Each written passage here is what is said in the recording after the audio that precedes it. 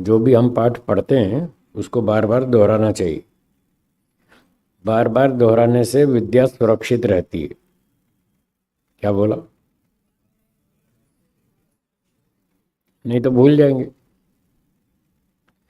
एक श्लोक में किसी विद्वान ने लिखा है, अनभ्यासे विषम विद्या। यदि विद्या का अभ्यास नहीं करेंगे तो विद्या खत्म,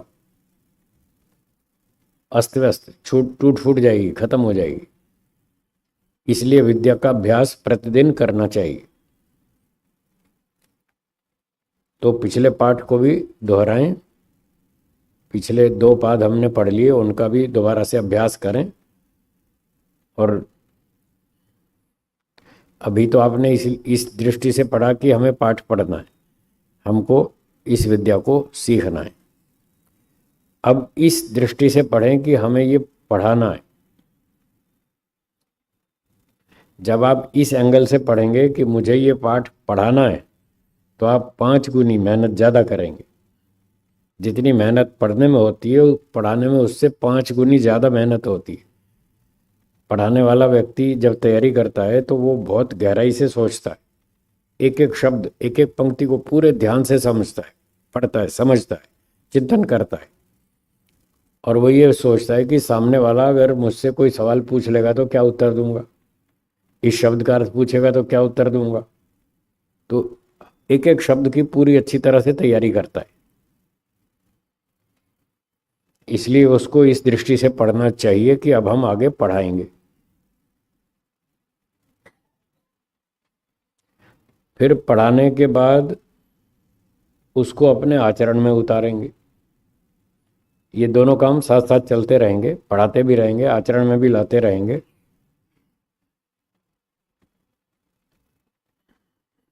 व्यवहार भानु में शायद ये वाक्य था, चतुर्भिर प्रकारैर विद्योपयोक्ता भवति, कि विद्या जो है वो 4 प्रकार से व्यक्ति काम करे तो फिर वो विद्या पूरी तरह से आती है, हमें प्राप्त हो जाती है। विद्या प्राप्ति के लिए 4 काम करने पड़ते हैं। एक है आगम काल। हाँ, आप भी बोलिए, आगम काल। आगम कालेन स्वाध्याय कालेन। दूसरा है स्वाध्याय काल। तीसरा है प्रवचन काल। और चौथा है व्यवहार काल। ये 4 काम पूरे करने से विद्या प्राप्त होती है। जो हम पाठ पढ़ते हैं, सिलेबस पढ़ते हैं, उसके लिए 4 काम करने चाहिए। पहला आगम काल। आगम काल ये है जो इस समय चल रहा है। आप एक अध्यापक से पाठ को पढ़ रहे हैं, पुस्तक पढ़ रहे हैं, सिलेबस पढ़ रहे हैं, ये आगम काल है। पूरे ध्यान से सुनना, एक एक शब्द को पूरे ध्यान से सुनना। और कोई कठिन शब्द हो तो लिखते जाना, अपनी नोटबुक में, डायरी में लिखते जाना, भाई ये शब्द कठिन है, चलो इसको इसका लेते हैं।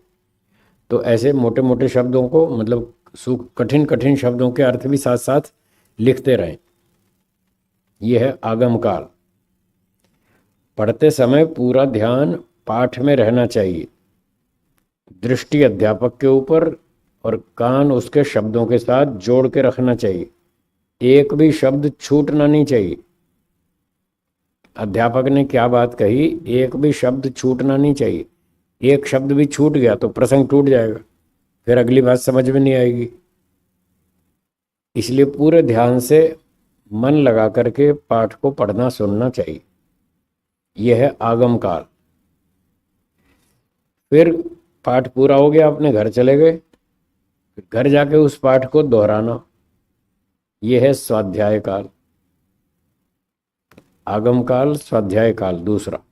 उस पाठ की आवृत्ति करना, दोबारा पढ़ना, 3 बार पढ़ना, 4 बार पढ़ना, बार बार पढ़ना। और फिर देखना कौन सी बात समझ में नहीं आई, उसको नोट करना।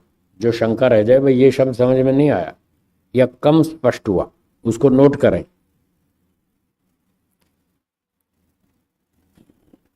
अगले दिन कक्षा में जाकर वो शंका पूछें कि जी गुरुजी, कल ये पाठ में ये शब्द समझ में नहीं आया, या कम समझ में आया, थोड़ा और इसको कृपया स्पष्ट कर दीजिए। तो जो पाठ समझ में नहीं आया उसको पूछना, वो अच्छी तरह समझ में आ जाए, यहाँ तक उसको बार बार पढ़ना, दोहराना। ये है स्वाध्याय काल। तीसरा है प्रवचन काल। प्रवचन का अर्थ है दूसरे व्यक्ति को वो पाठ पढ़ाना। यहाँ प्रवचन का अर्थ वो प्रवचन नहीं है जैसे लोग प्रचार में जाते हैं, माइक पे वो मंच पे भाषण देते हैं। यहाँ प्रवचन का अर्थ भाषण नहीं है, यहाँ प्रवचन का अर्थ है पढ़ाना, अध्यापन। क्योंकि ये सिलेबस चल रहा है, गुरुकुल में, विद्यालय में गुरुजी पाठ पढ़ा रहे हैं और आप पढ़ रहे हैं, तो पढ़ करके फिर दूसरे विद्यार्थी को पढ़ाओ, किसी और व्यक्ति को पढ़ाओ। जब पढ़ाएंगे तब देखना विद्या बढ़ेगी आपकी, 5 गुनी विद्या बढ़ेगी। एक बार एक शास्त्र आप किसी को पढ़ा दीजिए तो आपको 5 गुनी मेहनत करनी पड़ेगी जितनी एक बार पढ़ने में होती है। तो हम ये मान सकते हैं कि एक बार आपने पूरी पुस्तक पढ़ा दी तो इसका अर्थ है आपने 5 बार पढ़ ली, ऐसे गिनती कर सकते हैं, क्योंकि उसमें 5 गुनी मेहनत होती है। एक विद्वान ने तो 10 गुनी बताई थी, तो मैंने 10 गुनी का, मैंने कहा मुझे कुछ ज़्यादा लग रही है, चलो ज़्यादा अतिशयोक्ति नहीं करनी चाहिए, थोड़ा टाइट रखना चाहिए बात को, ठीक ठीक नाप तोल के बोलनी चाहिए। तो मैंने 10 गुनी की बजाय 5 गुनी कर दिया। 5 गुनी तो होती है मेहनत, इसमें कोई शंका नहीं। तो इस प्रकार से ये प्रवचन काल है, जब आप पढ़ाएंगे। और पढ़ाने के बाद मतलब जैसे साथी अपना क्लास फेलो, उसको पढ़ाएंगे, उसको पाठ दोहराएंगे उसके साथ मिलकर। विद्यार्थियों में किसी की बुद्धि तेज होती है, किसी की थोड़ी कम होती है। तो जब जिसकी कम होती है वो तेज वाले के साथ बैठ के पाठ का रिवीजन करता है, तो जिसकी तेज होती है वो दूसरे को पढ़ा देता है पाठ, तो उसको भी लाभ होता है और उसको भी, दोनों को लाभ हो जाता है। जिसकी बुद्धि तेज होती है वो अच्छे ढंग से पढ़ाता है तो उसकी योग्यता बढ़ती है, पढ़ाने की क्षमता बढ़ती है। और जिसकी बुद्धि कम थी वो दोबारा पढ़ लेता है तो उसको भी पाठ समझ में आ जाता है, उसको भी फायदा होता है। इस तरह से दोनों को लाभ होता है। तो ये हुआ प्रवचन काल। अब चौथा है व्यवहार काल। जो कुछ पढ़ा, पढ़ाया, सीखा, समझा, उसको अब अपने प्रैक्टिकल जीवन में उतारें। ये है व्यवहार काल, अपने व्यवहार में लाएं।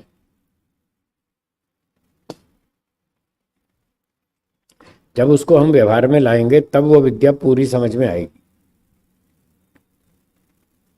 इस प्रकार से जब ये 4 काल पूरे हो जाएं, 4 कार्य पूरे हो जाएं, तो समझना चाहिए अब विद्या आई, समझ में आई। अब इसके बाद 5वां नंबर है प्रवचन, वो प्रचार काल। जो घूम घूम के प्रचार करना है वो 5वें नंबर पे, वो तो फिर प्रचार की बात है। यहाँ अभी तो पढ़ने की बात चल रही थी। पढ़ने के समय में ये 4 काम करने चाहिए। फिर से दोहराते हैं। पहला आगम काल, दूसरा स्वाध्याय काल, तीसरा प्रवचन काल, चौथा व्यवहार काल, 5वां प्रचार काल। प्रचार बाद में करने का, ठीक है। तो अभी आगम काल चल रहा है, तो आगम काल में पूरा ध्यान से सुने पाठ को, एक एक शब्द, बाहर ध्यान नहीं जाना चाहिए। कोई गाड़ी आई, मोटर गाड़ी आई, उसने हॉर्न बजाया, उस तरफ ध्यान नहीं जाना चाहिए। कोई व्यक्ति आया, उसकी तरफ ध्यान नहीं जाना चाहिए। वो आया, बैठ जाएगा चुपचाप। आप अपना पाठ में ध्यान रखें। आपका ध्यान पाठ से भटकना नहीं चाहिए। पाठ से ध्यान भटकेगा तो फिर शब्द छूट जाएंगे, फिर बात समझ में नहीं आएगी। इसलिए पूरा ध्यान लगा करके पाठ को पढ़ें। ये आगम का